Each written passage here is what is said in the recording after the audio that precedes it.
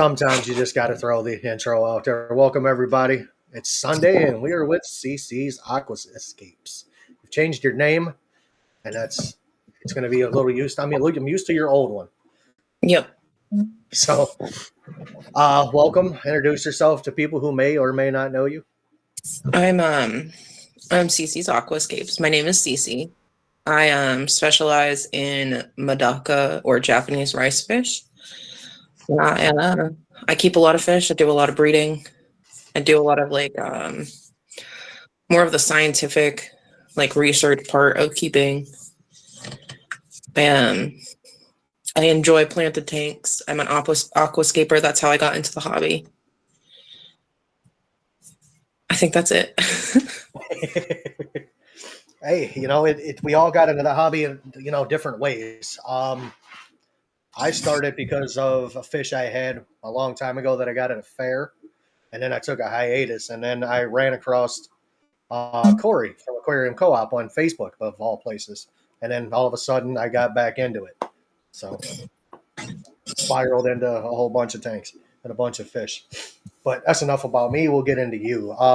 So collectively, how many tanks do you have up and running? That have fish in them? Yes. 10. So in those tanks, what would you say your count of fish would be? Oh no. We're not counting ponds. Whatever you want to count. I'm not gonna count ponds because that's too much. I would say I probably have 250 to 300 fish. That's a lot of fish. Oh yeah, I got live bears, so absolutely live bears get added. That I do know. I have guppies, and I swear I probably have 300 to 500 guppies in between two tanks. I mean, it's just they explode. So, a little bit about what you do, Keep. You said you're into Madaka. Yeah, and that's my Japanese rice fish. Okay. How long have you been into those? And what got you into it would be the question. I was obsessed with anime and Japan when I was in high school. And I started talking to people who lived in Japan. So I had the pen pals and everything. And one of them told me about the fish that they were keeping. And they were telling me about this little tiny fish that they called a killifish. And I loved this little fish. It was so tiny. They kept them in little bowls outside. And I was like, I really want this fish. But that was about 15 years ago. Oh, wow. So I'm 30 now. So I was around 14, 15 when I figured out what the fish were. And then I looked for information on them. I had to translate it from Japanese and Chinese, where they kept them, and kind of tracked them down as they got more and more popular into America. And then around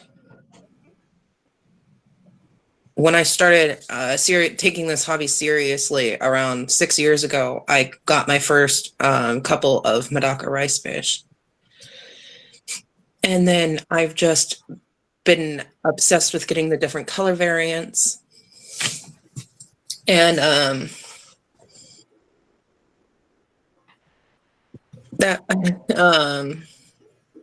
getting the different color variants, looking at long fins, short, regular fins, different body types, different eye types. And my obsession has just grown. I currently have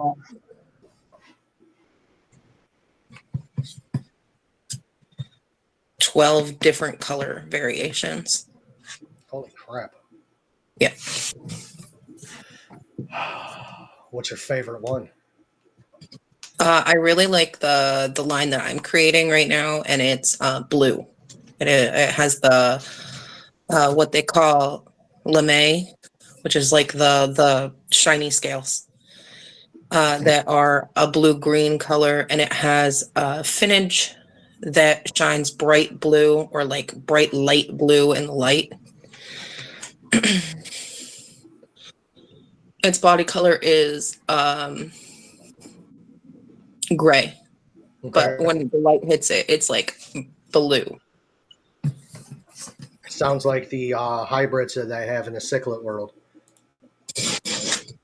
Yeah, I like to compare Medaka to the color variants of koi and goldfish. Okay, I can see. Goldfish have multiple different color variants and things of that nature. Um, Mhm. so, what other fish do you keep other than Medaka? I know you were saying you had other fish. I do. I have coolie loaches. Okay. I have betta fish. Well, now I only have one. My oldest passed away on Thanksgiving. And then green neon tetras. Okay, guppies, green neon tetras, coolie loaches, Medaka, gambusia. So mosquito fish and Yeah. the least fish. So I've wanted to dabble my toes. I'm gonna dabble my toes into killifish here soon. Uh, Probably right after Aqua. But Mhm. I want to try snails. Never tried them. I gotta dig down that pathway and figure my way out into snails. Like I have, like your common pet snails. I have those, Yeah. but I want to get into like some of the different ones, like apple snails, mystery snails, things of that nature. And then I also want to get into shrimp. I'm gonna turn off this light because it's annoying me. Go right ahead.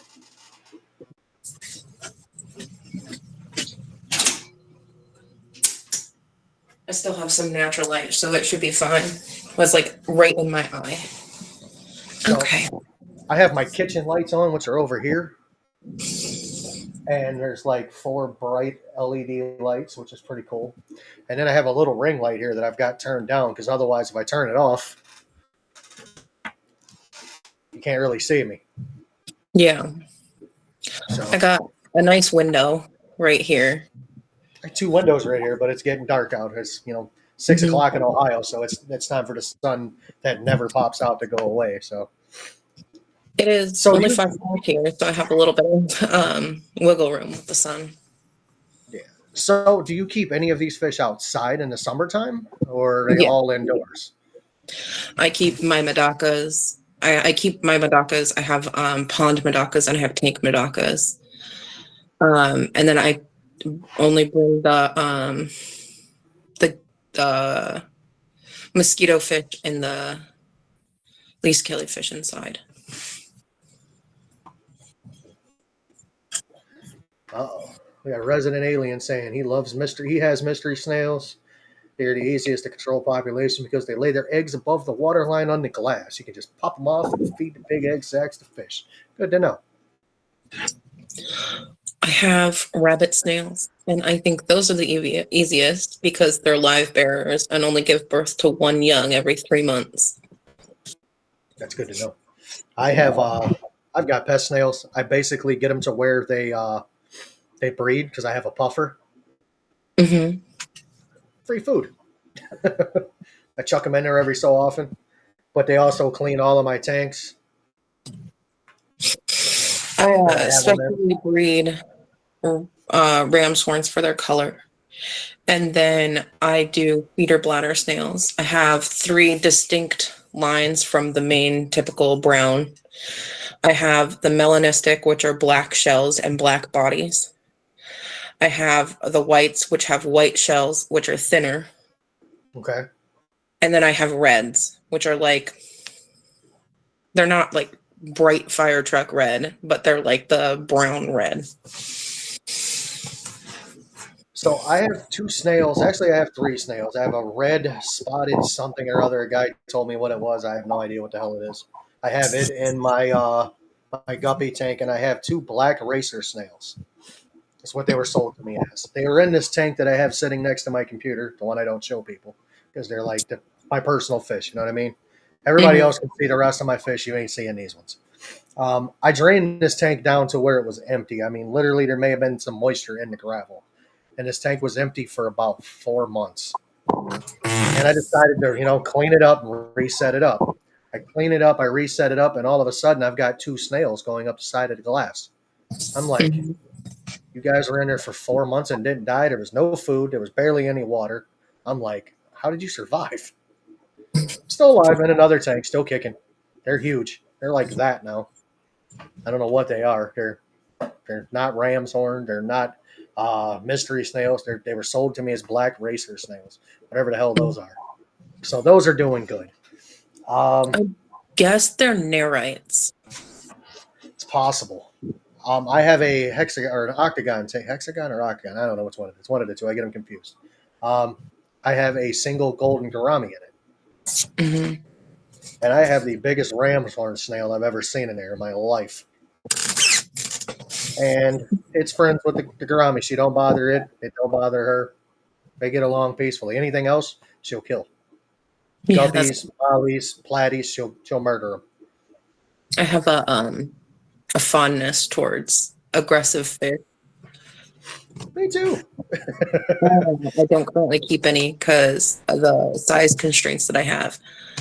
Um, I'm working on fixing up an old 600-gallon custom tank that was made in the 80s. Okay. And I'm thinking big fish. I have a Midas cichlid. I have a female Midas cichlid. Her name's Noisy, and my wife was downstairs cleaning the tank the other day. I can't get down there because of my hip, and I've got one of those a stick that's got the sponge on it where you can clean the glass, Mm-hmm. and it was taking chunks out of the sponge. I mean, That's just destroying it. Put your hand in there; it goes after your hand.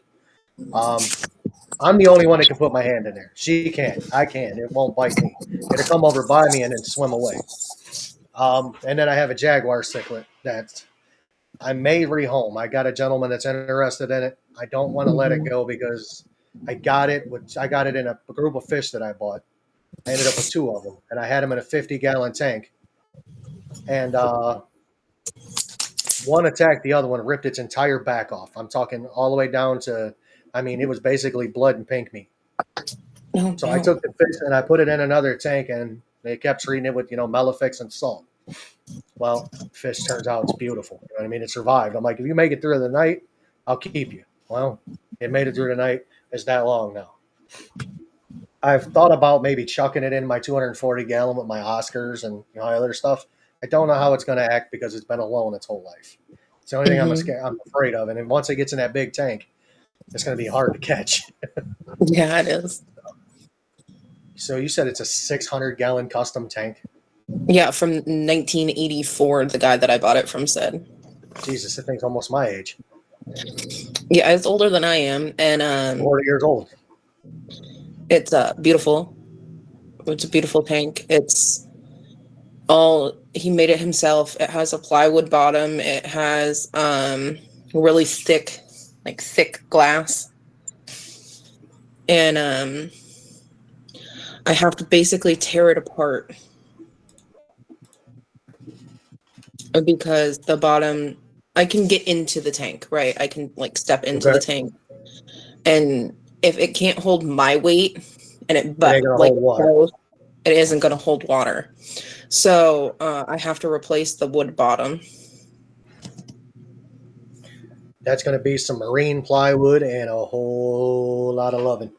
It's gonna take a while. The good news is that I got this tank for with the guys who I paid to move it into my garage. I got it in total for $200. Oh, that's not terrible. No, so 150 for the tank and $50 for a moving company to move the tank from the guy's house to my garage. I bought my 240 from Ohio Fish Rescue, and it Mhm. took three of us to put it in my van, It took 3 of us to get it out the van. It took 4 of us to get it in the basement. And it took 5 of us to put it on the stand. The thing is 500 pounds empty. So I understand those tanks get heavy, especially when you get into the bigger gallons of tanks. And it's huge. Yeah. It's like 7 feet long. It's a huge, huge tank. Mine's 6 by 30 by 24. 6 feet. 6 feet long, 30 tall, 24 deep. I mean, that's It is still a big ass tank. 7 feet long, and it has to be. It's wide. It's like wider than it is. It's almost as wide as it is tall. Jesus. Where are you going to put that? It's in my garage. I'm talking about once you get it fixed, where are you going to set it up at? I have no idea because the plan is to fix it, and then I'm planning on moving and building basically a fish barn or a fish shed, depending on what I get, and putting it as like the main big tank in there. I'm thinking about moving, and then when I do, I'm going to build an outbuilding. I'm going to build like a 40 by 40. Mm-hmm. 3/4 of it'll be fish, and then 1/4 of it'll be like cars, where I can put a lift in it at least. Mm-hmm. And I'm going to a warmer climate because I'm tired of Ohio, especially with me having 2 artificial limbs now. I can't take it. It's cold outside. It aches. I mean, it aches. That's the Yeah. problem with getting old. I've missed 30 years old. I'll tell you that right now. I'd take 30 again in a heartbeat. I have chronic pain I'd take too. 16. Happens as you get older. And when I was younger, I got hit by a car, and it messed up my hip. And in turn, like, so when the car hit me, I turned and like landed on my knees. So it hit me in like the side here. Like if this is a person, this is my hips. It hit me like that, and I like turned and then landed on my knees. So I've had back problems and knee problems ever since. I couldn't walk for like several months. And this car hit me as it was like turning. So it had stopped and then it was turning. So I didn't even get hit that hard. Hard enough to jog you around. That's hard enough. Yep. So you know what? I was working one day and I threw my back out. So I went home. It was during COVID, like at the beginning of COVID. So I ended up at the only chiropractic office that was open. They did their X-rays and all their preliminary shit, and the guy adjusts me and he grabs my left leg because my left leg was that high up, or that much higher than my right. He grabs my left leg and he does the normal adjustment. He yanks it, and I mean, instantly sent fire up my back. I mean, it was over with. I got up. I could barely walk. I barely walked out of the place. I got home. I'm like, man, something is not right. Like I missed 13 days of work because I couldn't stand. I couldn't walk. Finally I went to my chiropractor because he finally opened. He adjusted me. He got me upright.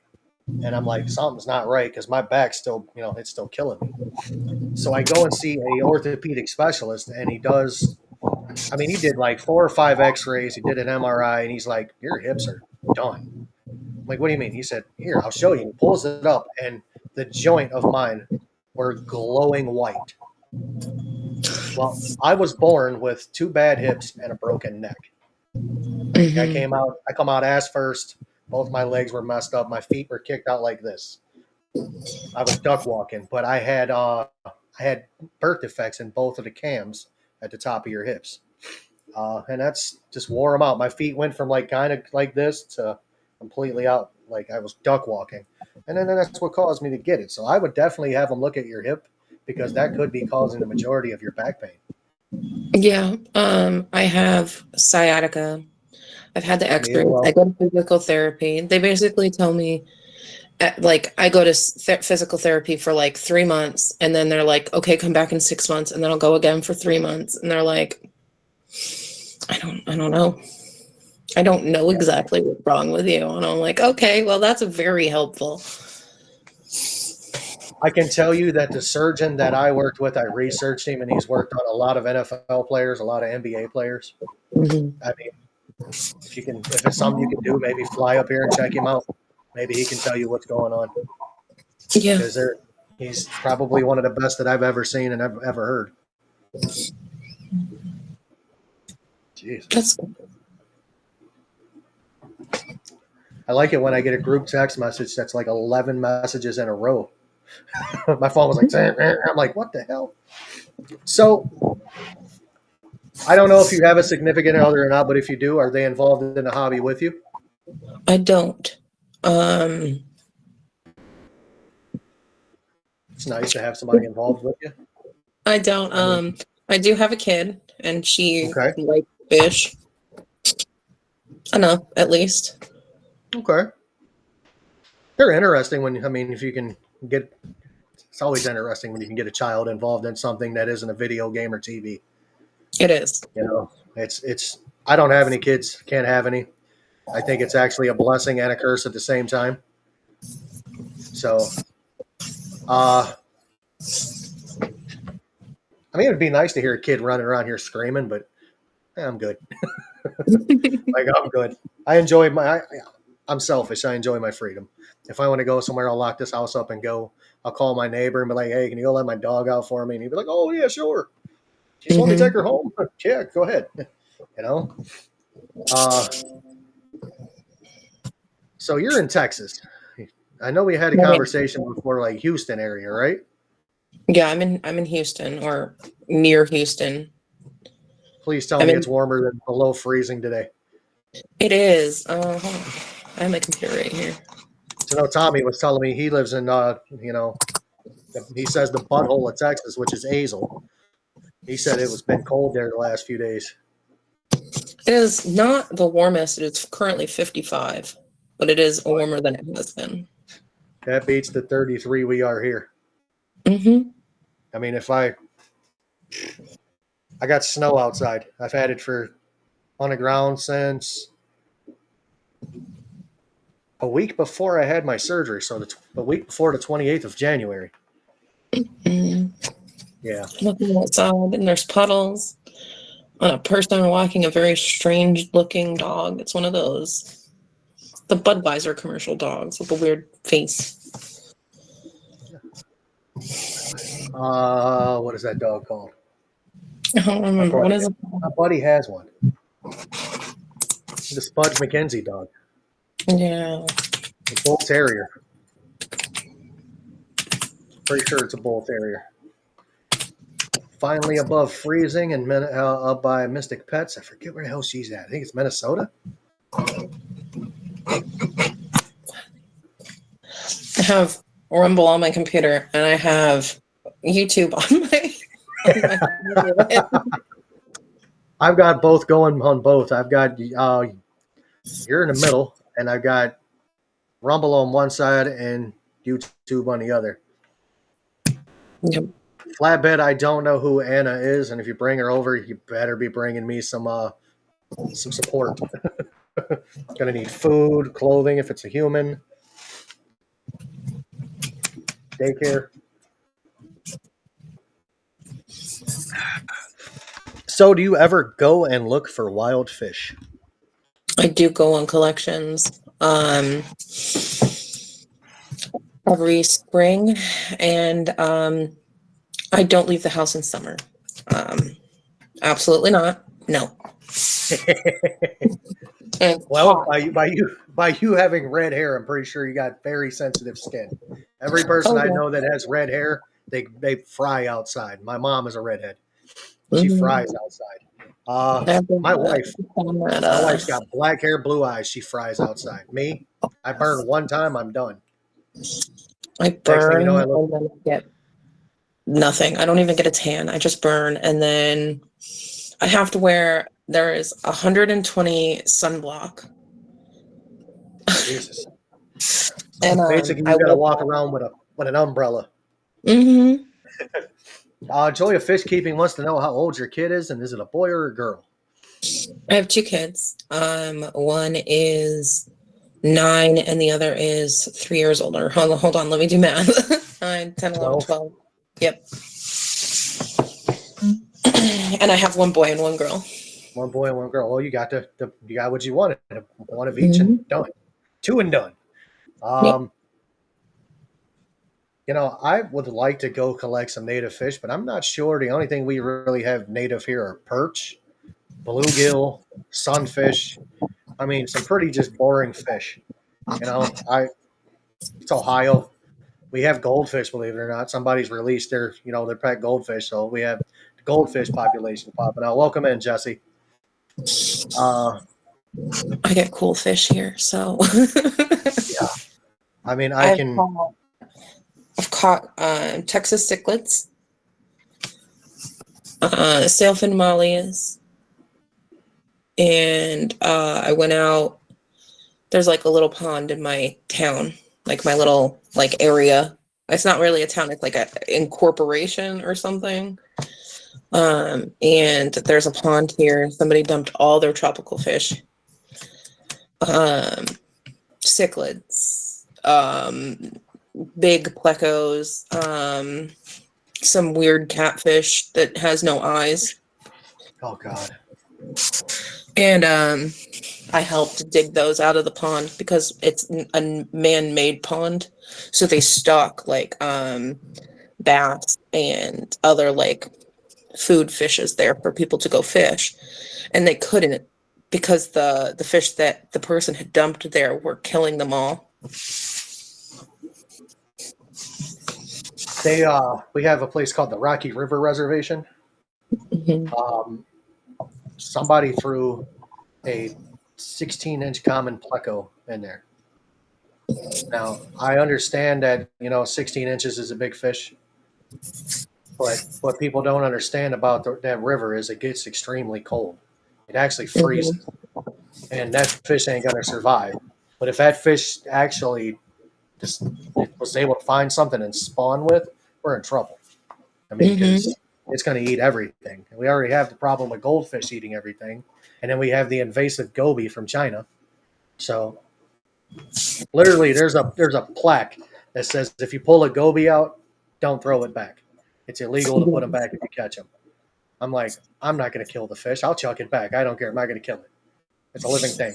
I understand that it's invasive, but I'm not gonna kill it. Sometimes I'll use them for bait. I ain't gonna lie. Chuck it right back in there, throw it back out to see what we can catch. I caught Mhm. a caught like a 2.5 foot channel cat with one. That was fun. So I know we were talking about going to Aqua. You said you're not going to make it, but you're going to another event. Yeah, I am. I'm going to the Texas Cares Convention or Okay. Lone Star Cares Convention in June. Is that like a reptile and fish and all kinds of different things, or is it just fish only? It's fish only and it's very specific. Hold on, let me pull up the thing on my. That Actually, is very specific. it is. It's like the AKA and the ALA and the hold on. It's too many acronyms. Let's see. That's called the Lone Star Cares Convention. AKA FOTAS IBC ACA ALA. OMG WTF. It's a So that's why I had lot to of bring it up. I have no idea. I know the AKA is the American Killifish Association. Um, ALA, ACA, IVC, FOTS. I don't actually know. got But flatbed asking, is that the one in San Antonio? yes, it is the one in San Antonio. Mystic Um, Pets has never been to a fish event. We should get you to Aqua. You would have fun. There's going to be a shitload of us there. I'm going to be there. Tommy's going to be there. Flatbed's going to be there.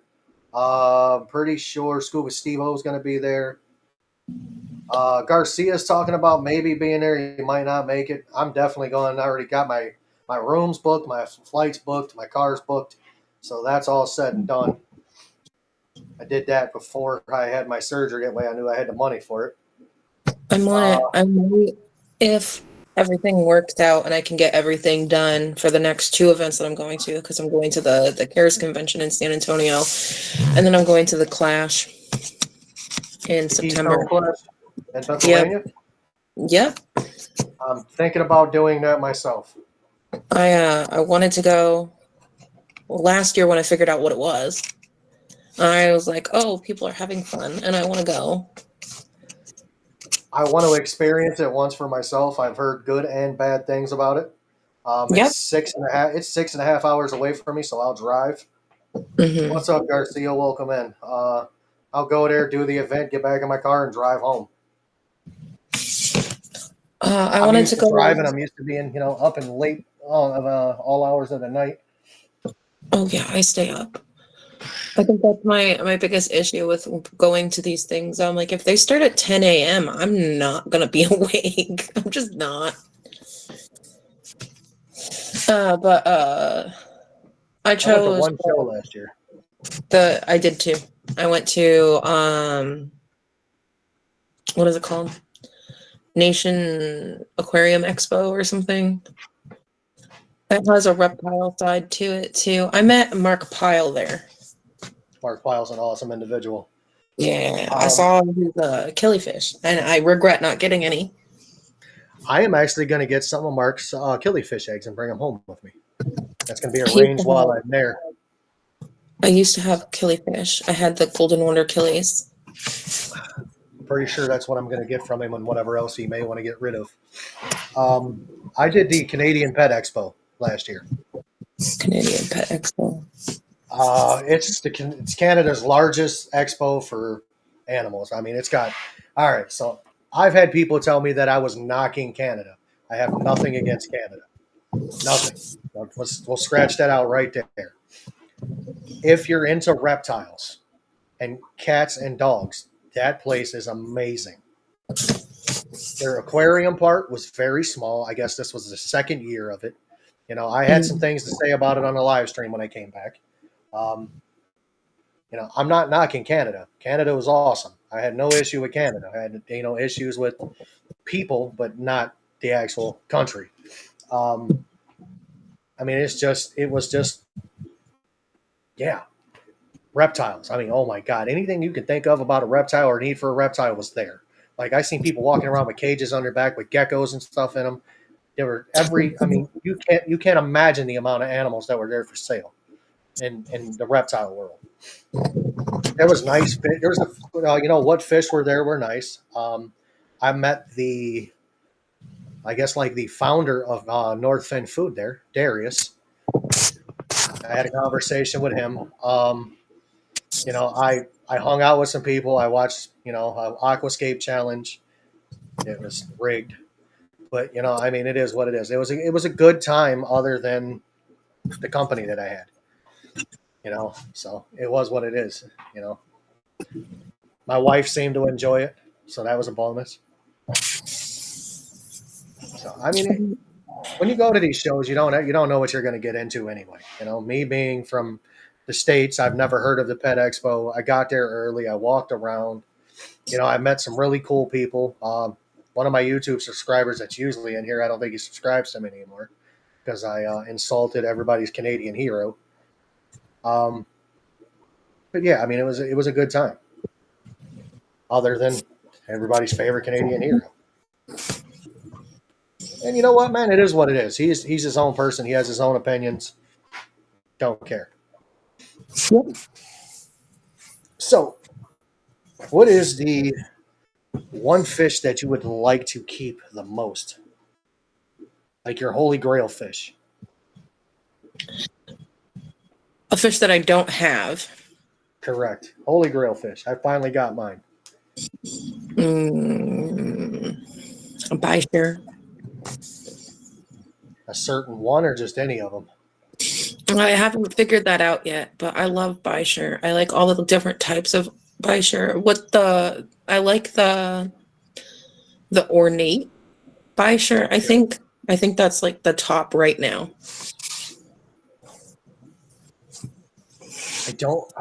I'm not saying that they're not a cool fish. They're just not my kind of fish. They rank up there with stingrays. I don't like stingrays.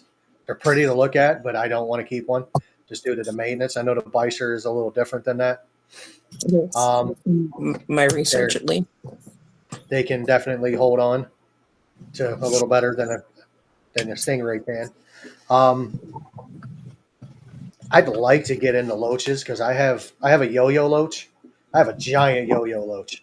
Like I know they say they need to be kept in groups. I have one of like the 10 that I bought, and he's like that. Literally, this dude is huge. He hides. I never can find him. He does. I mean, he does a great job. There's no snails in that tank. Um, but back to the holy grail fish. I actually got mine. Mine was the Walrus ampacanthoid. Just standard ugly ass cichlid. Yep. I mean, they're cool looking when they're about that big. The older they get, they got big beady red eyes. They're black in the middle of their body. They're awesome. They are. They're cool little fish. And I treated them like I was trying to treat a discus, and I lost a couple of them. And then I eased back. I'm like, you know what? They're no different than any other fish. They're tank raised. They're not wild. Ease up. So then I went there, and then I got these guys. These were another one on my list, and I regret it. Discus. I love discus from afar in other people's tanks. They're freaking expensive. Mm-hmm. There's a really good discus breeders here, and I'll always go to their websites and then go, "Ooh, pretty discus." I'm not kidding. Not pretty prices. No. I'm actually going to show if Flatbed is still in here. I want to show him something.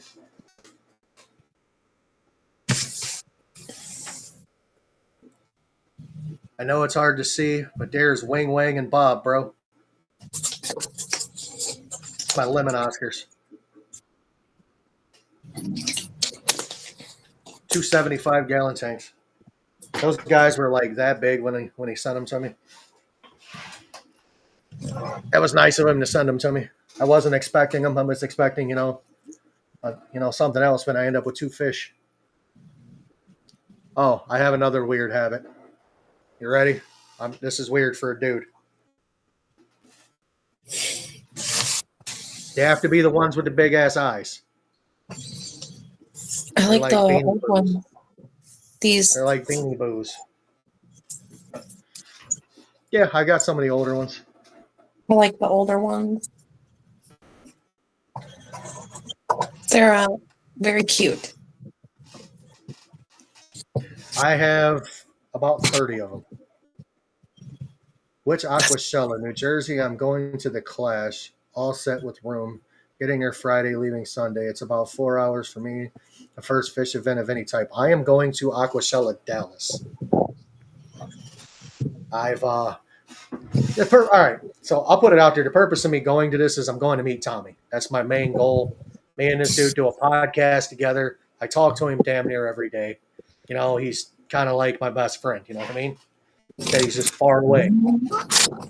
So that's one of the points of going there. I apologize if I'm fidgety. I'm uncomfortable. But that was the goal of going. Plus, then we're going to go do some cool shit. I think we're going to go to the Dallas Aquarium. We're just going to do a bunch of stuff. I'll see Aquashella on a Saturday, and the rest of it is just free time because I'm not leaving until late Monday. So that's sad. I'll be off of work until the end of April. Go back to work, be there in March, and leave again in May to go to a fish event and get paid for it.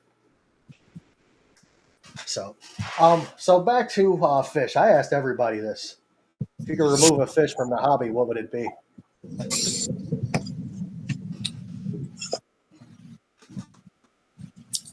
Clownfish. Clownfish? Clownfish. Oh, that's controversial. Clownfish. What is the reason behind that? They're horribly bred. They are extremely expensive, and they don't live very long because of the conditions. They're like betta fish. Wow. Oops. Wow. Yeah. I have never heard that. Yeah, they're bad. I don't like them. I I shouldn't be have a around. mocha. I've got a 1.5-year-old mocha storm clown. I don't. They're pretty. Beautiful fish, and it's in Yep. there with. I have one saltwater tank. That's it. I've got like 60 some tanks, and only one of them is saltwater.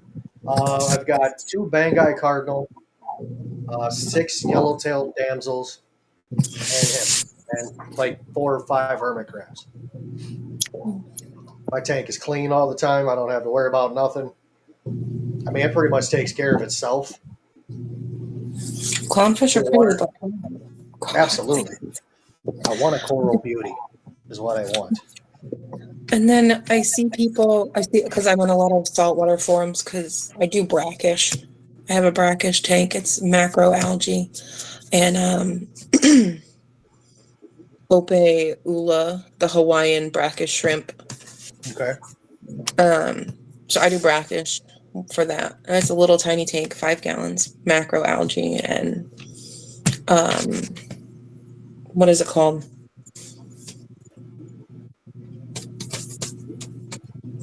What's the calcium sand thing? Oh, I am not very good on salt water. Literally, I know enough to keep mine alive, and that's it. and then it has some like saltwater rocks. They're not the live ones. They're dead. And like dead coral. That's what the tank is. I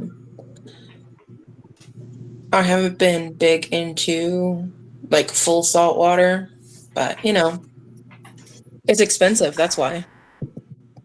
Jose, Rusty is packing on some size. I'm actually going to have Bethany get me down in the breezeway, and I'm going to do a couple of shorts on Rusty and some of my other fish that are out there. Tommy said argonite, Yep. or Yep. is that it? Yep. That's exactly what it is. So it's on the tip of my tongue. Let me see if I can pull up my latest short for Rusty and show. Excuse me, show everybody that's watching. All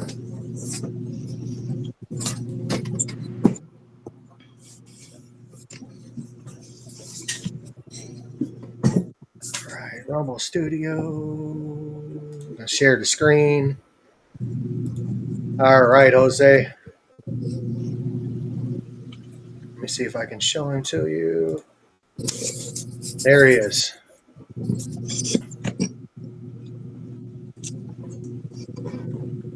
It's a little hard to see. Rusty is actually packed on some size.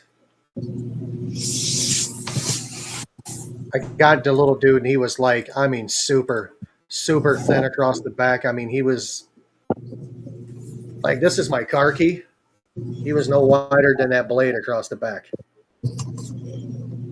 I mean, he was really tiny across the back. This fish looked like he was going to die. Salient thought you said clown loaches. Oh no, clown roaches are fine. Clownfish. Clownfish. That's the fish I have an issue with. And it's not even like the fish itself, it's the people who are breeding the fish. Yeah. There's a saltwater place, I don't know, probably 15 minutes from here, maybe 20.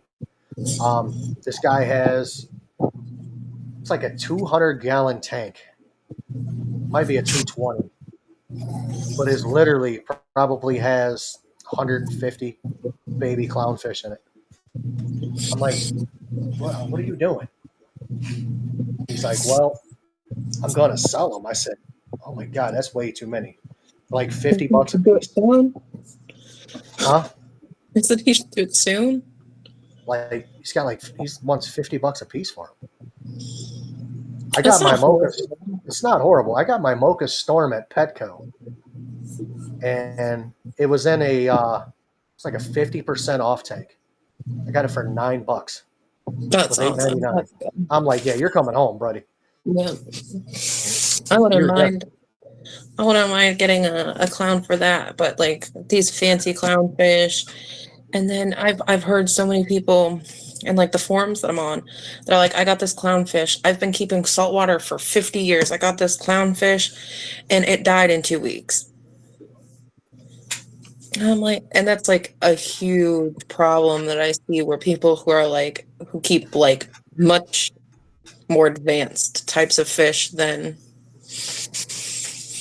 clowns, and they just, the breeding is bad and they die. There's a lot of people that have, I've heard the same thing about a bunch of different fish. I had somebody say that about Oscars, and I'm like, you got to be doing something wrong because Oscars are like one of the most hardy fish in the hobby. Like, I mean, literally, you can chuck an Oscar in a toilet. I'm sure. Yeah, I love Oscars. They're pretty. I mean, I'll that's probably, I'll probably be getting some once I get my next fish room.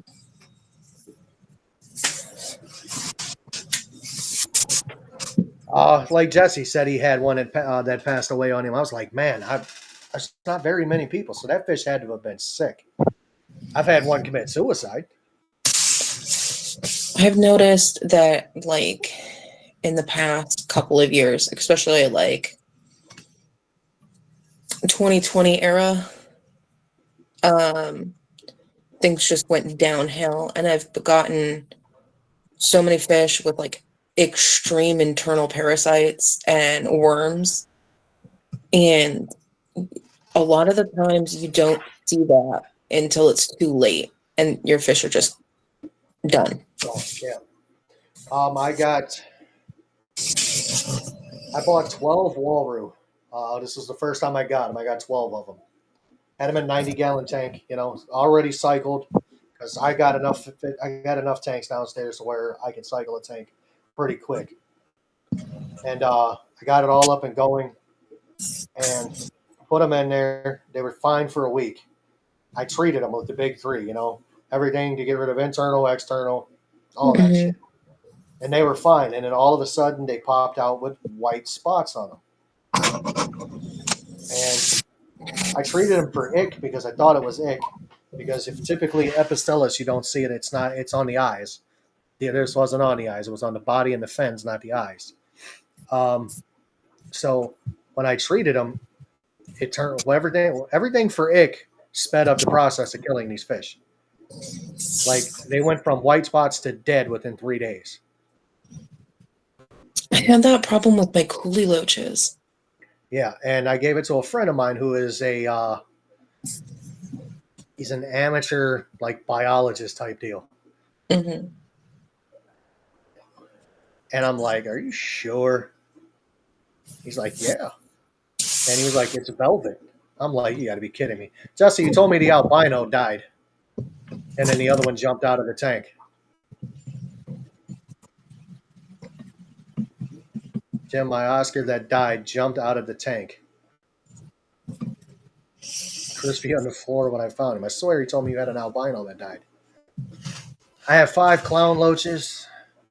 I know they get huge. Seen them football size. Jesus Christ, that's big. Football size is big. I don't want nothing to do with those. Yeah, I've got a 14-inch Oscar. Yeah, not happening. That dude's still growing too. I still went down there the other day. I still was down there yesterday, and I think he's done packed on like another inch or two. That's a big fish. So I've got a sign down there, and it's a 16-inch sign. It says "Happy Place Aquatics" on it.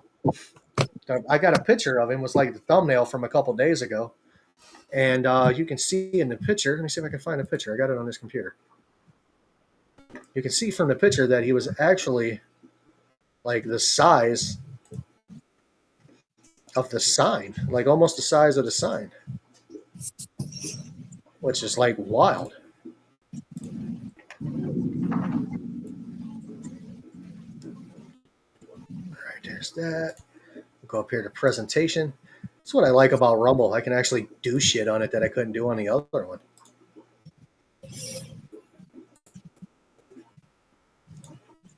I mean, that's a 16-inch sign. His tail is right there. That's a big fish. It's a big Oscar. When I got him, he was less than 2 inches long. I mean, he's a monster.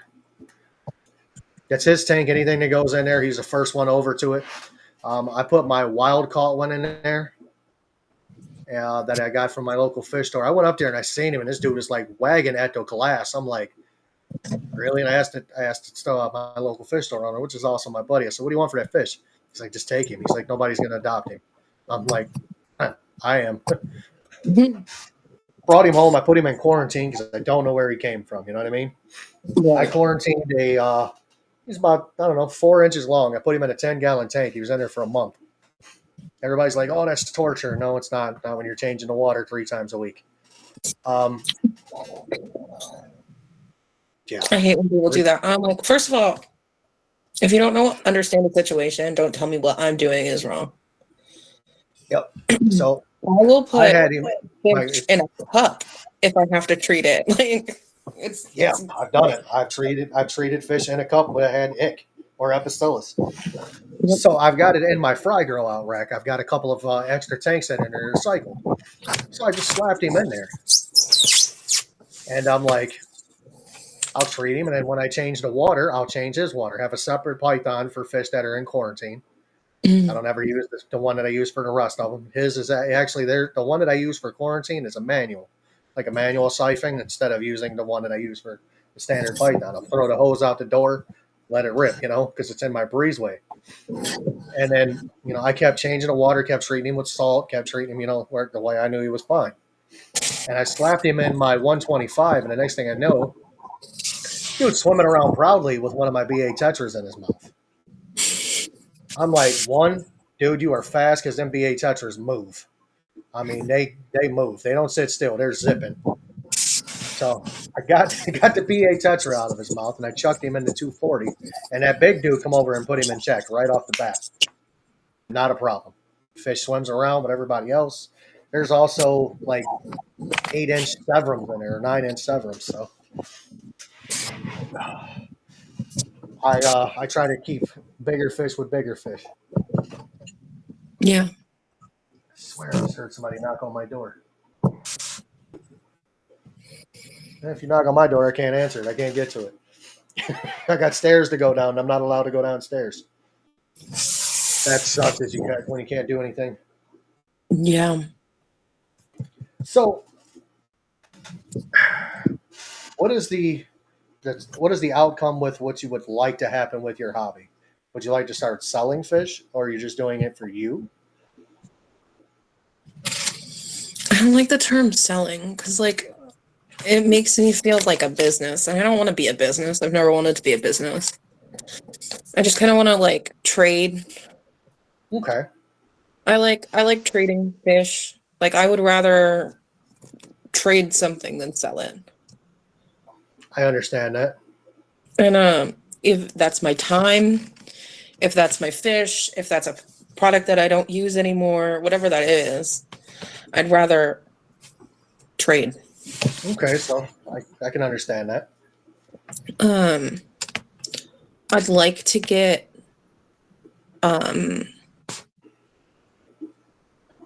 pairs species of fish, endangered fish. A lot of my hobby is preservation. I like conservation stuff, and I have weird views on things like introduced species. I was wondering who was going to be the first person to bring it up. Jim's wearing a Britney Spears shirt. Damn right I am. What? You upset because you don't got a Britney shirt? Look at that. Don't care. It's my girl. I like bald-headed, barefoot in a Circle K bathroom, Britney. How about that?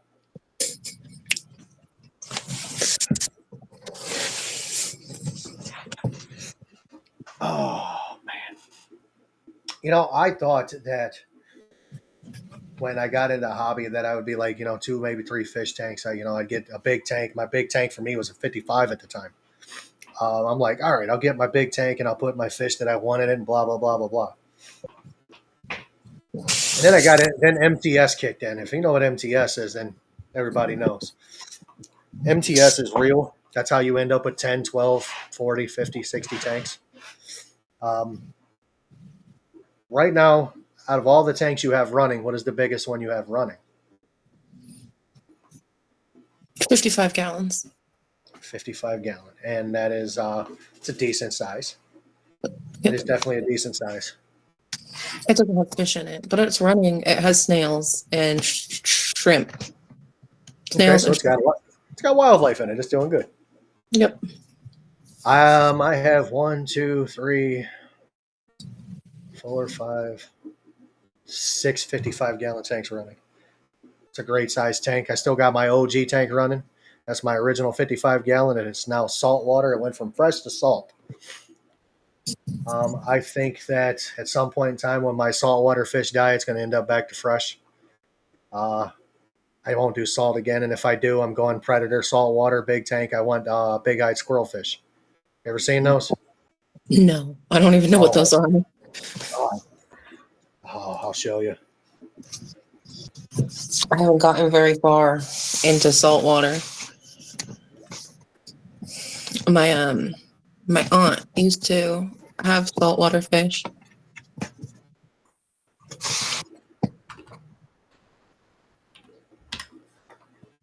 These things are awesome. They're ugly. I'm gonna tell you right off the bat, they're ugly as shit. Like I mean ugly, but they're cool.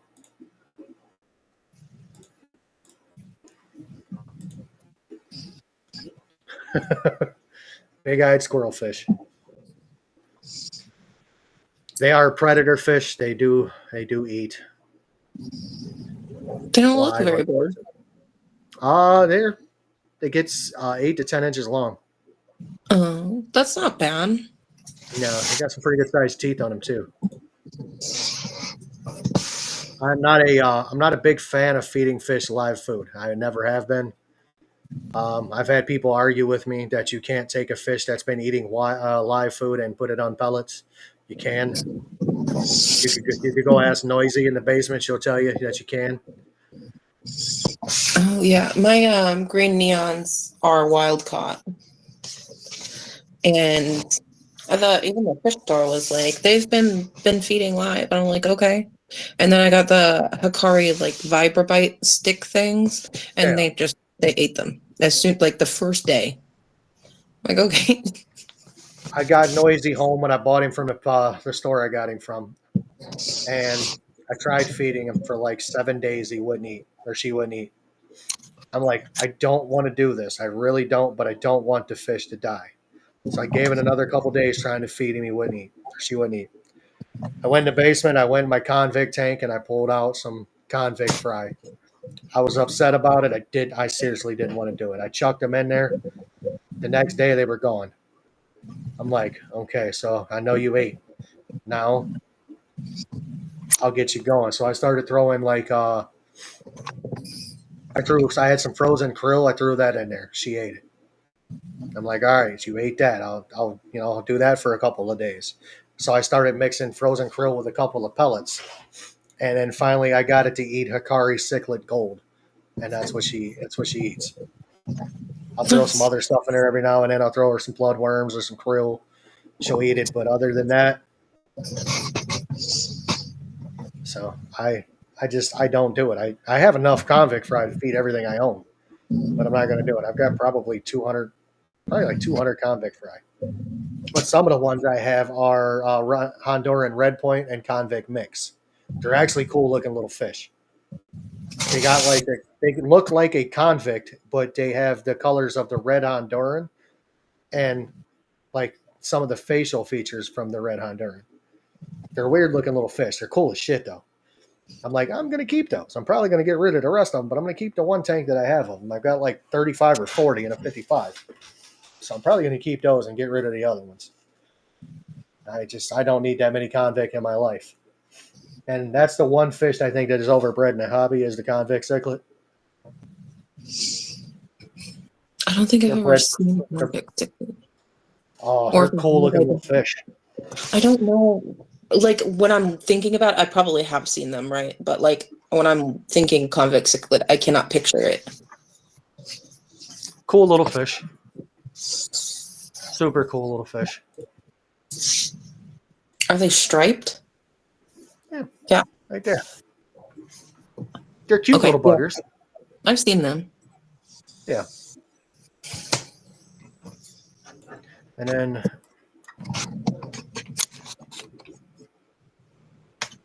see if I can find the ones I have. I'm not very well versed in cichlids. I read a cichlid book from 1990 about African cichlids. And I'm like, this is a really cool book. It has really cool pictures. I have no idea about any of these fish. I understand. I'm trying to find the ones that I have.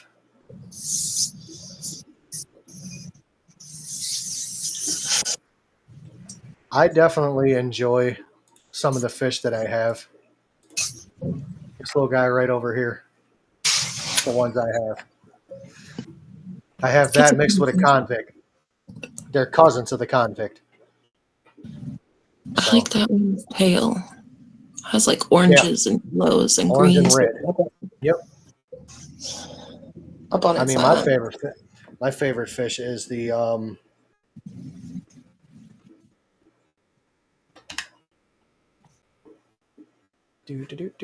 not that one. That one's expensive. That guy right there. It's not big enough. I'm not watching the video. Threadfin acara. I have one of them. It is a beautiful fish. I think I was looking at these at one of my local fish stores. They also call them hecali. It's a pretty fish. It's a beautiful fish. I had four. I started with four of them. One of them died. I was upset. Then another one died, and then I had two. They were in my 240. I had a redhead tapaho and a threadfin acara actually get in a fight. Those are like the two most peaceful fish you can find. They don't bother anybody. They stay to themselves, but they got in a fight. And the threadfin acara killed the redhead tapaho. Well, the threadfin was in bad shape. I moved it to a different tank, and I'm like, I don't think it's going to make it. And it didn't make it. I mean, I gave it a fighting shot. I moved it into a hospital tank, and it just didn't make it. It was beat up too bad. I mean, it had chunks missing out of its head. I mean, it was in bad shape. It was bleeding. It was in bad shape. I'm like, how did two of the most peaceful fish that grew up together, by the way, they've been together their whole life, how are they going to sit there and beat each other up to the point to where they die? So that's another thing that people always talking about. Well, if fish are raised together, they usually don't attack each other. Incorrect. They do.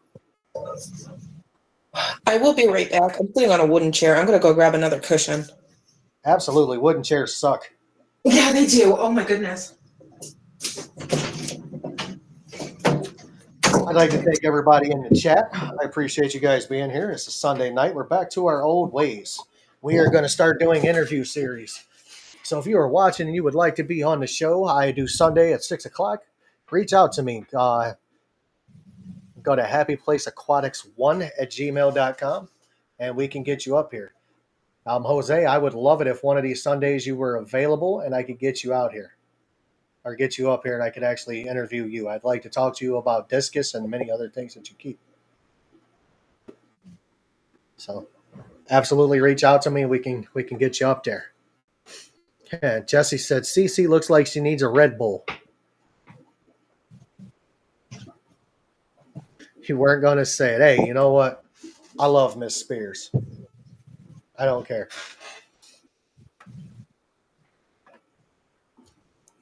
They don't make, music isn't music anymore. That was like the 2000s were the end of the era of music.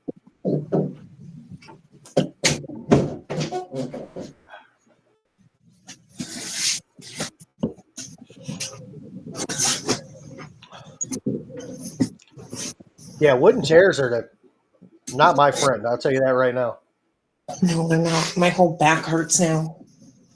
I suffer from no acetol. Oh no. So sitting on those chairs is like sitting on my tailbone. I'm not down for that. Absolutely. Better? Oh yeah. I mean, if you want to, you can get up and show some of your tanks off. I don't mind that. Okay. That way you can stretch your legs out and maybe stretch your back out.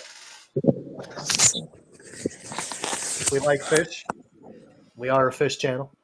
I don't know how to switch my. You would click on the camera options if you're on a cell phone, and it'll give you the option to spin it around, like you just found out. Tommy said his darters will only eat live food. Let's see. Oops, that's the wrong thing. Oh, it happens.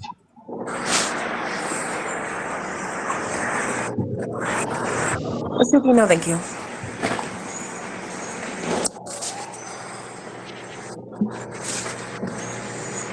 There we go. I am actually going to step down so we can see the thing full speed. What we got in that tank? This is my Medaka tank. I'm sorry if you can hear my dog. 1 second. Get a close up of the snail. Enough.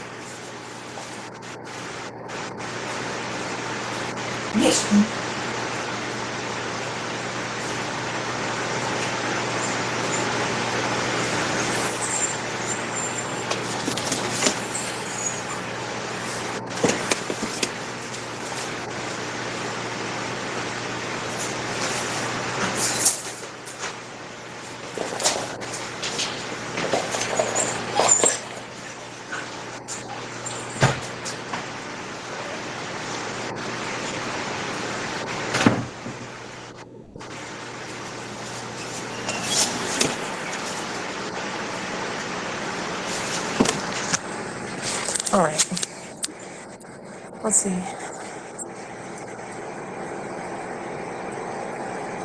Under gravel filter? This is a regular sponge filter. This is a concoction that I created. It is since the Medaka don't like flow. Okay. The air stone that I had was creating too many bubbles and creating like a current. So I took a PVC pipe and stuffed it with sponge and put the air stone at the bottom. So it makes bigger bubbles. Nice. And it still agitates the surface, but it's not pushing them at all. And I have the sponge filter over here. This is my most planted tank. Let's see. There we go. 20 long? Yes, it's a 20 long. The lights on this tank stay on for 14 hours every day. Oh, wow. And then I have a quarantine with my large guppy. It's a big guppy. She is a little under, or she's around 3 inches. And she's currently in quarantine because she had parasites. Then I have this, which is a snail tank. It is a 1/2 gallon jar. And it's snails and microfauna. And then down here is a tank that has nothing in it yet except for a couple of snails. But eventually it will be shrimp and Medaka.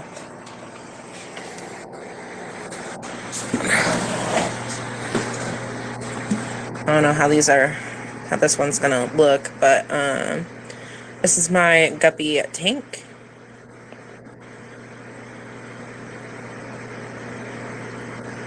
It's just a 10 gallon. And then here, I don't know how well you can see them.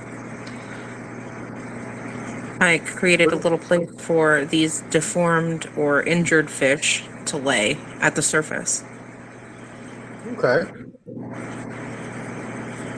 so they can still eat well. They come up here and just hang out. I saw that they were staying at the bottom of the tank, and honestly, they're guppies that I don't really care much about. So if I see that there's deformities in the fry, I just call them out. I made a little, this is an old sponge filter that got really clogged up, so I stopped using it. But with the moss, it makes a little place, like a little sanctuary for the fry to hide.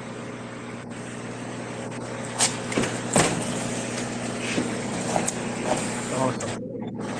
Then over here, everybody's out. It's my coolie Oh, loach wow. tank. I see, hold on.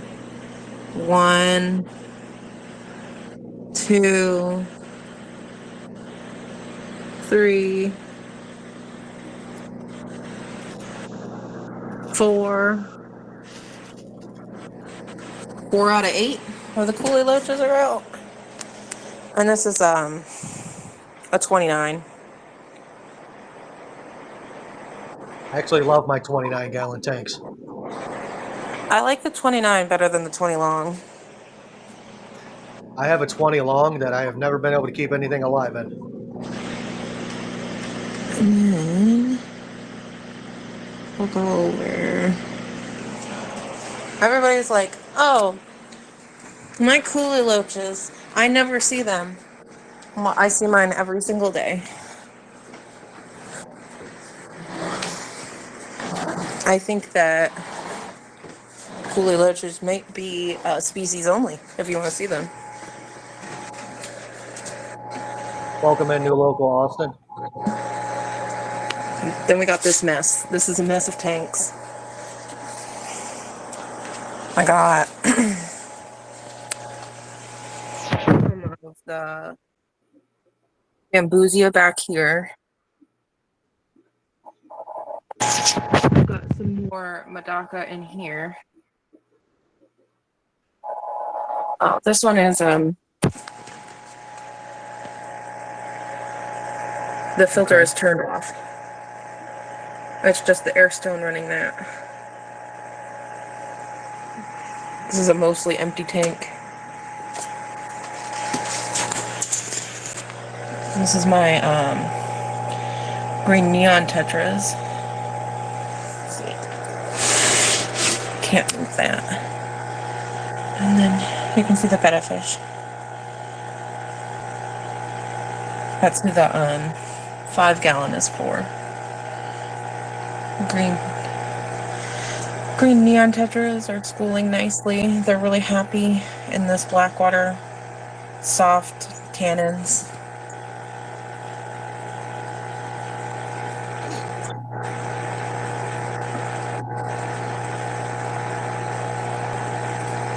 And then I got this jar. I've always liked neon fish, like the red neon, standard neon, green neons, black neons. I cannot see the Medaka that's in here, but there is Medaka in there too. As you can see, the betta fish is in a little breeder box, and that's not to protect the green neons. Just protect the betta. That's to protect the betta from the green neons. Yes. I put him in there. Everybody's like, "Oh, we'll be fine. They're compatible. They're fine. You might have to worry about the betta." No. The green neons, there's 12 of them in here. Every single one of them. I had him in a net. And I put him in, still in the net, and they were attacking the net.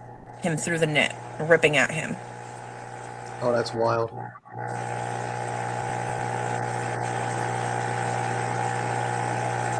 And then he's I don't think you're gonna be able to see him very well. Let's see. He's actually a show quality betta that I got because he has nip scars on his on his fins in the front. It's If you can definitely see the showing white, off there, though. if you can see the white part of his fins, that's I can. why I got him. Those are his scars.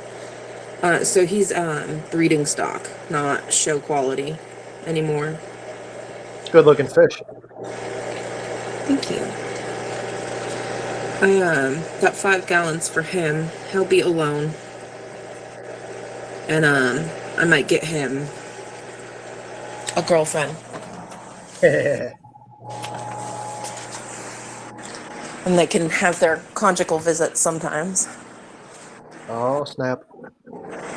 But those are the only tanks that really have anything interesting in them. The other ones are just plants. We all like plants as well. I am going to do a 20-gallon long. I just mentioned that I have a 20 long that everything died in. And somebody asked me if I think the tank is cursed. I'm slightly believing that it is. I'm going to do a dirted tank. I'm going to heavily plan it. I'm going to put a betta in it and see what happens because eventually it's going to be the home of my killifish.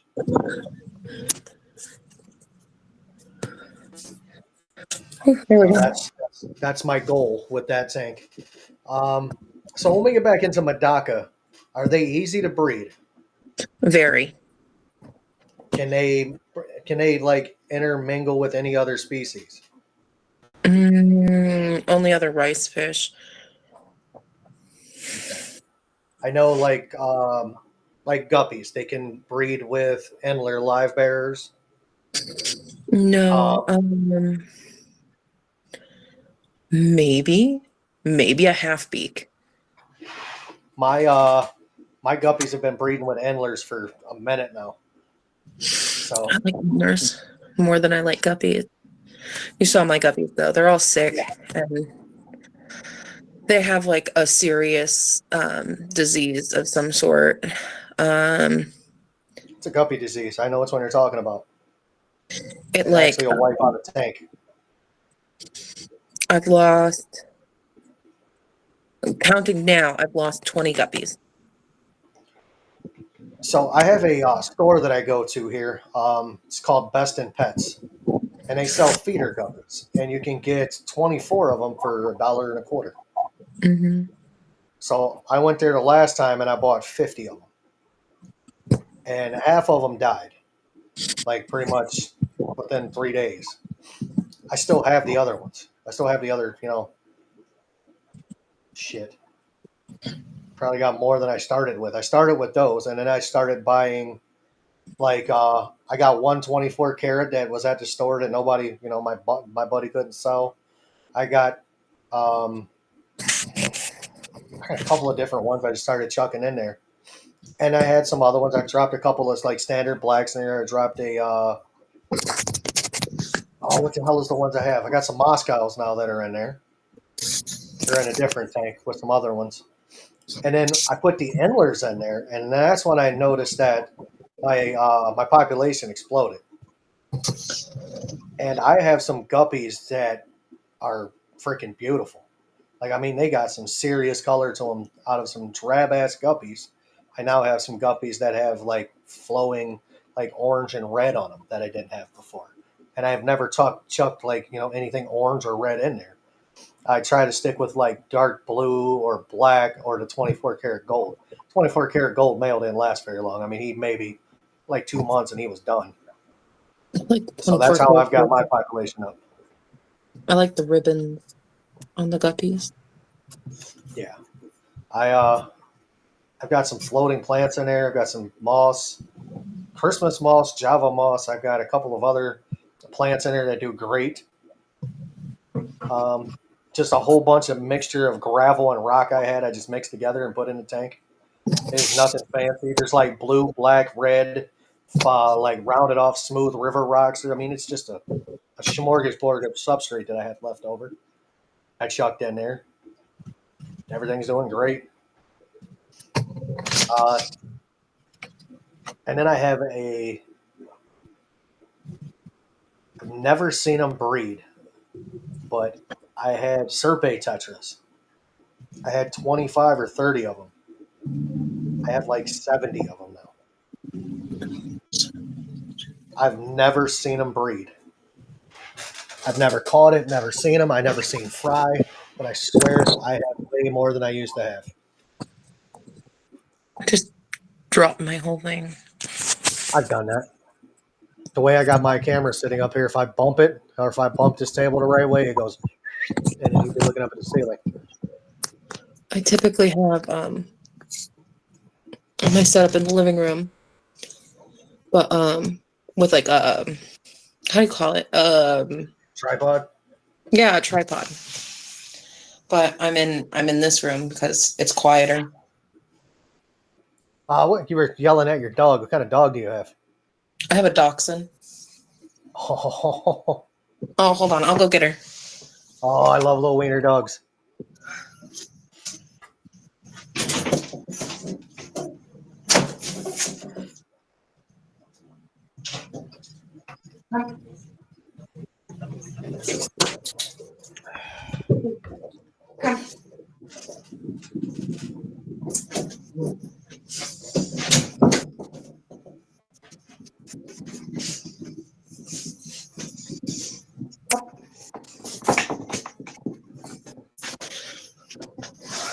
Little legs. Oh my god. Come on. It's okay. Up. Okay, come on.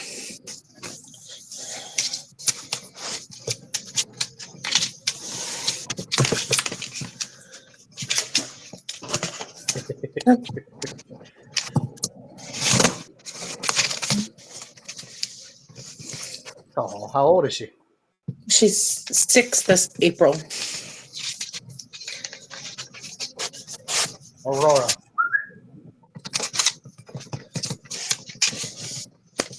I got a 12-year-old pit bull.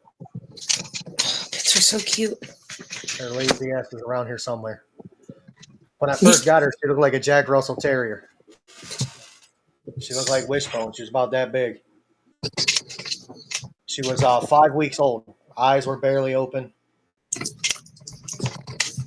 So I don't know where she is now. Now she's like 107 pounds. Oh yeah, that's why she's not coming. She's stretched out on the couch. She's laying down on the table. My dog has been usually up my butt because she knows I'm hurt. She follows me around to make sure I'm all right. If I make a noise, she comes running.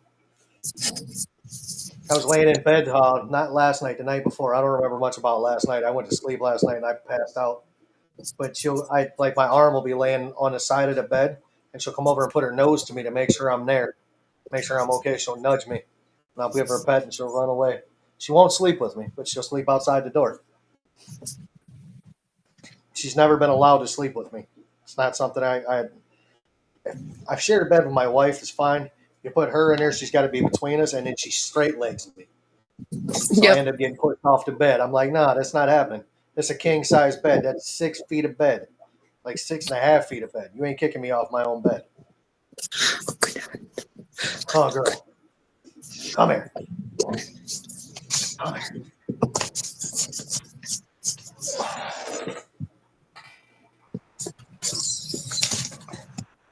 Days. Such a pretty dog. That's her little bed back there so she can lay by me. She got to be up my butt. Oh, baby girl. I had 2 cats too, which is wild with fish tanks. I had 2 14-year-old cats. They would just well, I had a couch in the basement at the time where the my 240 is, like the one that was always behind me. That big tank, that's where usually my couch used to be. And the female would lay on the back of the couch and watch the 55-gallon tank I had. She would just watch them, didn't bother him. And then my boy cat, he didn't want nothing to do with him. He didn't care. This is how bad they were. I had 2 fish jump out the tank. My cats didn't eat them. They didn't even look at them. Just walk by them like they weren't there. I'm like, wow. I'll never get that lucky again with cats. They're actually right over here behind me on a table. Had them cremated, got them in a little box. At one point in my life, I had 14 cats. That's a lot of cats. Yep. If I left it up to my wife, I'd have a house full of cats. Ain't happening. I would take them from outside. I would get them all their vet stuff, and then I would adopt them to indoor only homes. It's awesome. Somebody said you look tired. Yeah. Hey, it might be time to tuck yourself in and take a nap. Yeah. I always that's not going to happen for me. It's 7:30. I'll probably be in bed by midnight, and I'll end up watching Chicago PD till like 3 in the morning. I'm rewatching Buffy the Vampire Slayer. Nice. Dear, I remember that show. Sarah Michelle Gellar was hot back in the day. She looks even better now as an older lady. She looks great now. That's like I was never a fan of Jennifer Love Hewitt. I think she's amazing looking now. I don't know what she looks like now. If you watch the show 911, No, I haven't. I was watching SWAT. She's a 911 operator. She was like the 911 operator. She's a little bit on the thicker side now. It actually looks good on her. You know, that's another thing. Like in today's society, everybody's like, "Oh, thin is in." No, it's not, honey. I promise you. If you ain't got some weight on you, you don't look right. You can't be a stick figure. I mean, yeah, being as wide as a 73 Buick is unhealthy. Like that, my 600-pound life shit, that's unhealthy. But somebody with a little bit of weight on them isn't bad. I always say if she ain't 280, she ain't a lady. I've said that for 100 years. I'm not even 100 years old. I swear to God, there's somebody in my backyard. I don't know if it's a human or a deer, but there's somebody right there in my backyard. They move the right way, they're going to kick my light on. I keep seeing something move out. I got two windows right here behind me. Like there's one here and one here. I got the blind open on this one so I can see out in the backyard. But I'm pretty sure there's something in my backyard. I've seen it move twice now. So, where are you thinking about moving? I know you were talking about moving. Wherever the land is nice and cheap. Nice and cheap. Yep. I was probably still in Texas. I think I'm leaving Ohio. I was born here. I lived in West Virginia for 6 months when I was like 10. I spent the majority of my childhood there. I think I want to go to the country, but there's no jobs in West Virginia. No work. I mean, I can get a job at a dealership as a mechanic, but I'm not working at a dealership. Been there, done that. Got the T-shirts over at a yard sale. I'm looking like North Carolina, Tennessee, maybe Texas. I like Texas. I went to Texas one time a long time ago. I like the general vibe of Texas. The people here are nice. You're not going to get people yelling at you unless you go to the city. Okay, that's good to know. I've lived in New Hampshire, New York, Massachusetts, South Carolina, Georgia, and Florida, as well as Texas. Good Lord. Mm-hmm. Where were you born? I was born in upstate New York. Okay. Hour from Canada. I'll tell you that South Carolina and Texas are the nicest people. I can tell you that people in Indiana are assholes. People in Michigan are kind of hit or miss. West Virginia is okay. Tennessee's nice. I like Tennessee. I've been through North and South Carolina and been into Florida. Florida was okay. I didn't really have any issue there. I was only there for like 3 days. I was in Mississippi. Mississippi was awesome. Everybody spoke to you. Everybody waved. I mean, it was a good time. I'm I just like I kind of like the slower way of life. I kind of like land. I don't really need land, but I like it. I've got 3 acres, almost 3 acres here, but I could do with or without it as long as I got enough to build a big ass building in my house. I'm fine. Um, I'd really like to be somewhere in the South though. It's got to be like Texas or something. Texas, Tennessee, or North Carolina is the three I'm looking at. I've never been to North Carolina except like passing through. But I know people Flatbed. who live there and they said that they liked it. I lived out in the country in South Carolina and then I lived on Myrtle Beach, like on it. I Okay, stepped out and I was on Myrtle Beach. And that had to then be nice. it was really nice. I got to go down and go to the water every single day, even if it was cold. I'd go like collect shells or something. Absolutely, I don't blame you. And then when I was I in was out Florida, west. I liked Vegas, but Vegas isn't for me. I don't like Florida.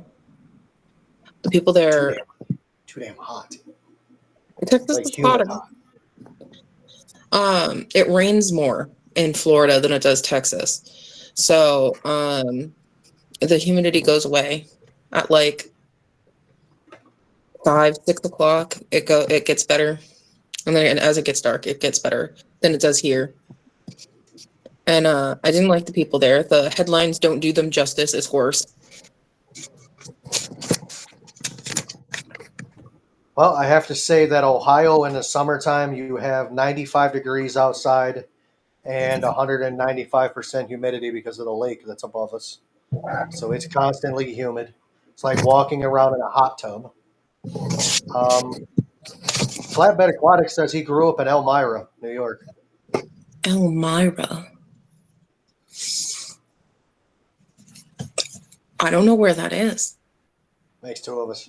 Somewhere in New York. Oh, I've been to Albany. Albany was nice. Albany was real nice. I was near Albany. Uh, Um, Joy of Fish Keeping wants to know where upstate. I was born in Plattsburgh. Plattsburgh. I was born in Cleveland, Ohio, underneath of a sign that said emergency. I'm joking. I was born on the 18th floor of the Twin Towers of Metro Hospital. Huh. It's a I thought, deer. I can see it now. I believe the hospital I was born at burnt down 4 years later. So Oh no, that's a bad sign. The dog is going, having fun up there on that table.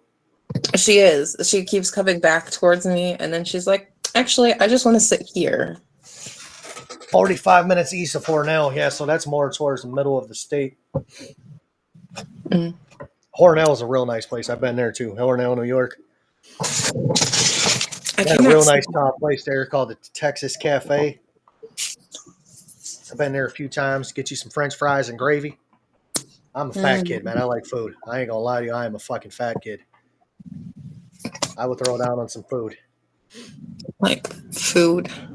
I mean, Yes, anybody that looks at me can tell that I like food. So I am I love me some Italian food. That's one thing I actually like. But I am a sucker for some good fried chicken.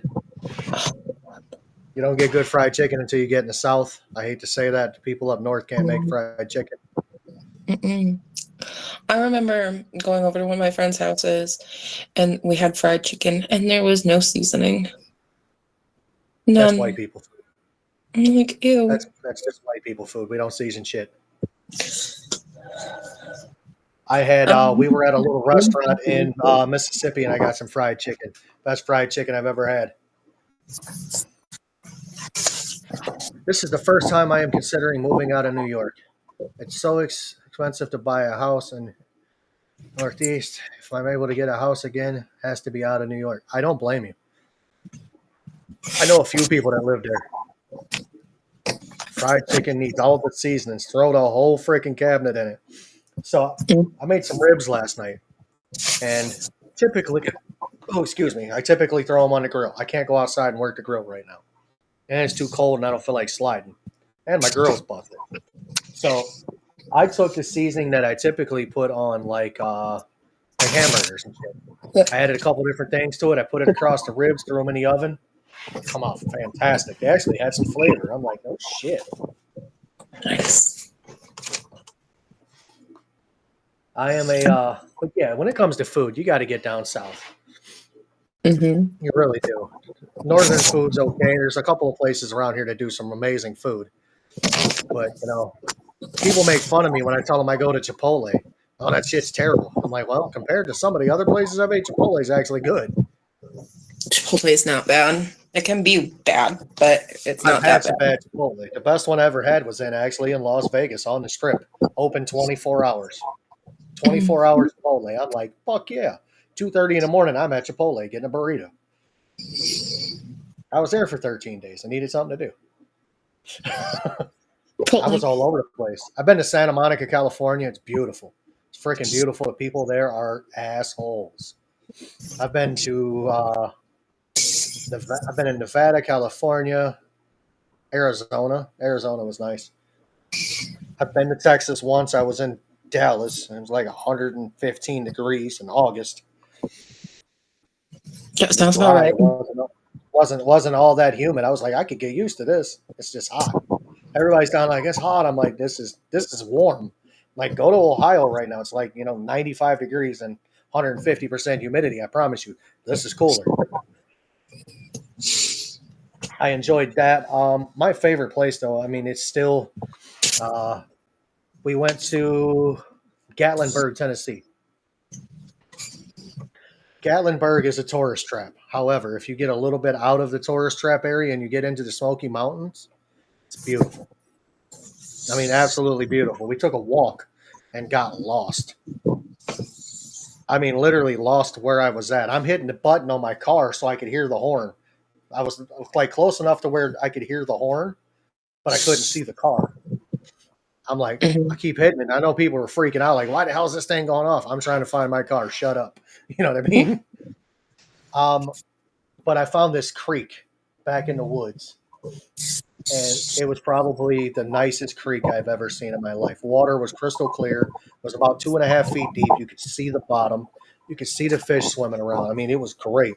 Uh-oh. I thought we were about to get into some spooky stories. Talking about woods. It's like a dark and stormy night.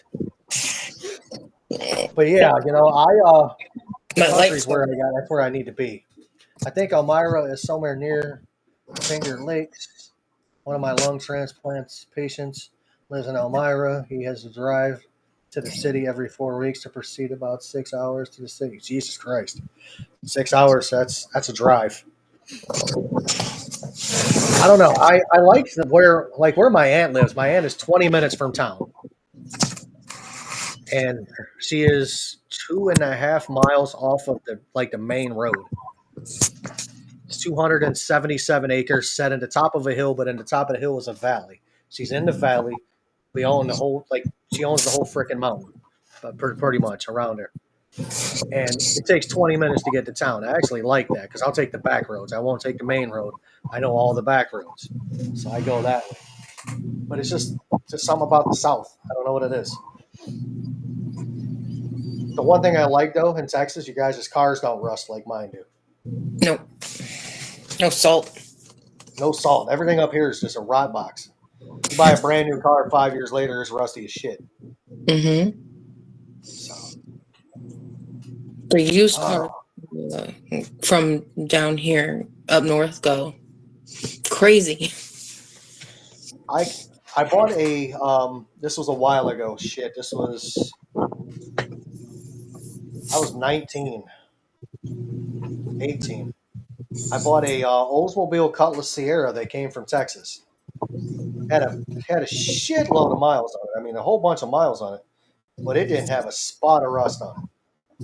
Easiest car I ever worked on. I had that car for like 7 or 8 years. Loved that car until it died. I drove until it died. I actually killed it.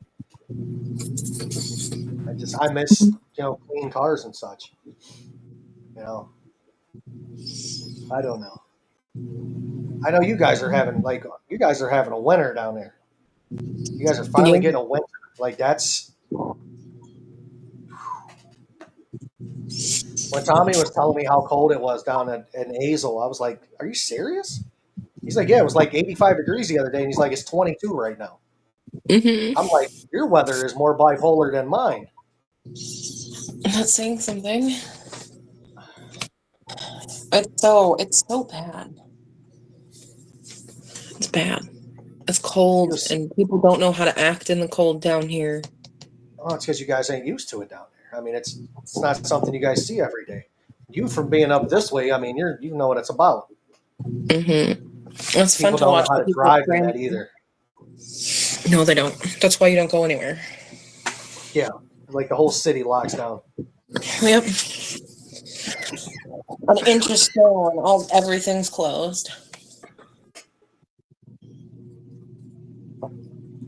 There we go.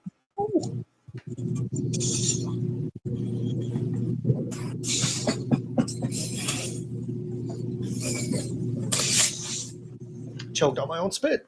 I do that often. It's all right. That's why I always have water. Please.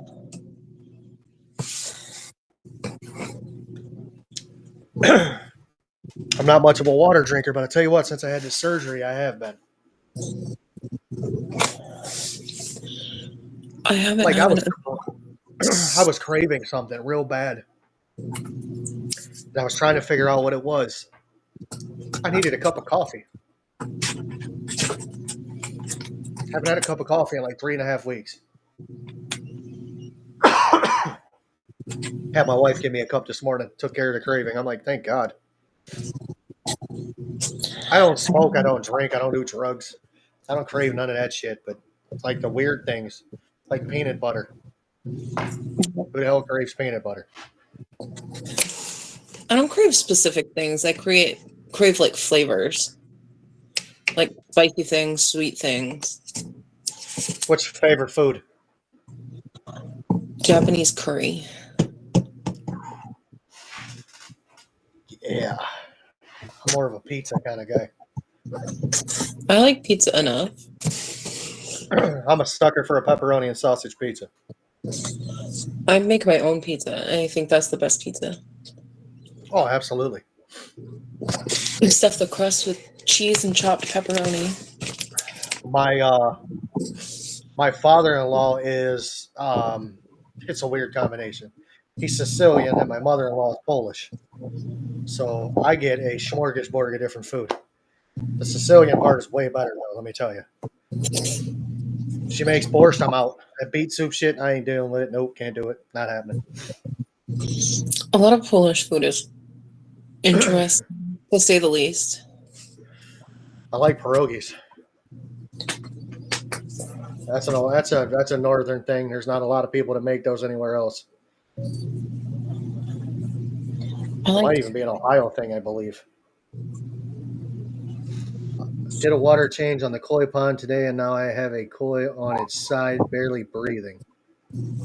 Just moved him into a 40-gallon to keep an eye on him. Who knows what they put in the water? You know, I had that issue not that long ago. The other night, I actually was taking my medication at night before I went to bed, and I turned my water on. My water was cloudy, and it smelled like chlorine. And I'm like, I can't do. I was going to do a water change the next day. I'm like, we can't do a water change. My wife's like, why? I said, it smells like chlorine. I'm like, you gotta run that shit. It smelled like it for 3 days. I'm not trying to do a water change and lose an entire tank of fish. I already lost an entire tank of fish. I lost 35 electric blue acara. 35 electric blue acara, 5 severums, and 1 roseline shark. But I don't know if it's due to water quality or something else happened. Oh, we had to get that light back on. Getting too dark. It got dark. It got real dark here real quick. Like I can't see nothing outside now. No. Which is a good thing. I like dark time. Nighttime's my time to prowl. I do my best work after midnight. I'm a night person. There was times my wife would wake up in the middle of the night looking for me, couldn't find me. I'm out in the garage working on a car. It's like 3 in the morning. She's like, you know what time it is? I said, nope. She's like, it's like 3 o'clock. I'm like, oh shit, I got to be at work at 7. So sometimes you got to do what you got to do. I know you're getting as uncomfortable as I am because this seat is killing my hip right now. And I'm sure that one's killing your back. So we can definitely end it if you would like. We definitely need to get people over to check out your channel. I do know you have, let me see, let me pull you up real quick. We're going to see how many subscribers you got.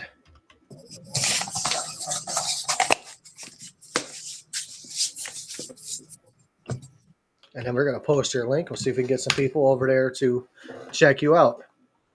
Got 165 subscribers. Guys, let's go over and show her some love. She's got a Discord. She's got all kinds of stuff. I do. I stream twice a week. And I post long form videos whenever I feel like it, apparently. Same here. But I do live stream. I do a random whatever topic live stream on Sundays. And then Wednesdays I do Aquatic Archives, where I do deep dives into older books in the fish community for conservation purposes and keeping history alive, looking at what changed and what hasn't, etc. It's pretty cool. This sounds like you do a lot. This week I'm doing Diana Wallstead's book. Okay. Yep. On the Wallstead method. Yep. There's a lot of information in that book that people completely misunderstood. I know a lot of people confuse her method and Father Fish's like kind of the same. Yeah, and it's definitely not. Hers is very science based, and definitely has a place. I've liked it. I'm biased. I like her method, but You know what? You're entitled to like what you like, and if other people don't, that's their problem. mm-hmm. I understand where you're coming from. But yeah, everybody go over and give her some love, check her out. She's also got an Instagram page. If you go to her link tree, you'll pop all of it up. It's on her YouTube channel. So check it out. I appreciate you being here. Thanks. I appreciate you for having me. You know what? We'll have to do it again. Yeah. Maybe when both of us are a little more comfortable. Yeah, definitely. Hey, I've got a scar about that long down the side of my leg that's healing. That's also infected. So sitting here is a little rough. I know I did that stream the other night. It was like 4 hours, but I got up multiple times and moved around. I don't think I'm gonna do another 4-hour stream because that sucked. I think I'll definitely. I appreciate your donation, though. I appreciate that. Oh, no problem. I do art, so when I get commissions, I like to help out. As soon as I have some money going, I would actually like to get one of the Oscar prints from you. Sweet, yeah. I asked you about that before. If you're going to the Clash, I can just bring it to you, and you don't have to pay for shipping. I will have to let you 100% know if I'm going. I'm tentatively now going. That's if everything goes right. We can definitely go from there. Yep. But I know this chair is actually just killing the absolute hell out of my ass. Yeah, I understand that, actually. So thank you for being here. Thank you, everybody in the chat, for being here. You got anything you'd like to say before we end? No, that's it. All righty. Everybody have a great night. Bye.